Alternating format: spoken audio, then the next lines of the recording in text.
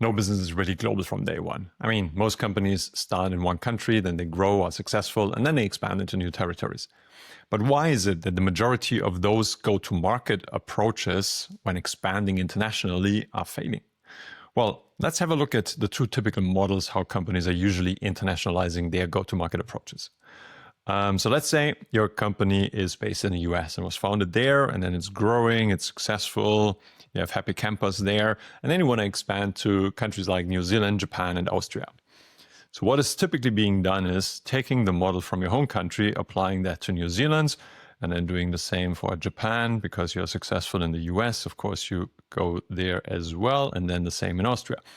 So this is what I call the copy and paste model. And then there's a second option, which also a number of companies are doing. So let's say your business is starting in Japan. It's also growing and healthy and happy. And then you want to expand into Brazil, Germany, and Canada.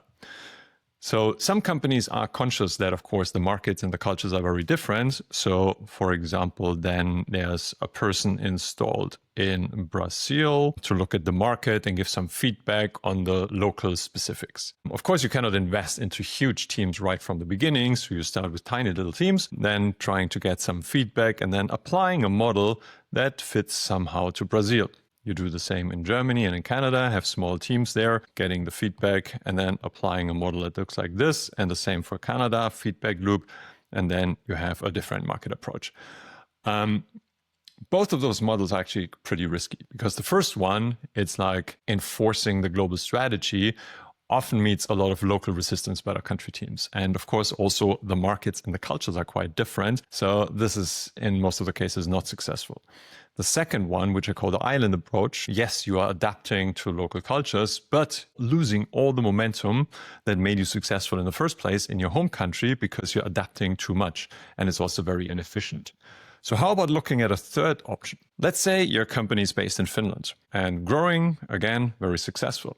And then you have some local teams, you involve local people to learn about the market specifics, about the local realities. You fully involve them into the planning of your global strategy, into international expansion and everything. So you get some feedback, and then you adapt a model that basically fits to your global strategy, but with a local flavor. And then you do the same for Canada, applying another model with a Canadian flavor. And then you do the same for South Africa and applying a model that fits to the local market there. The advantage of that approach is that you keep your momentum that made you successful in the first place. You have your global strategy all over the place, but still you are adapting to the local realities, cultures, and local markets. And also by involving the people, you get the full buy-in of your country teams and really act as one global team. That makes you successful, and that makes you a really global company.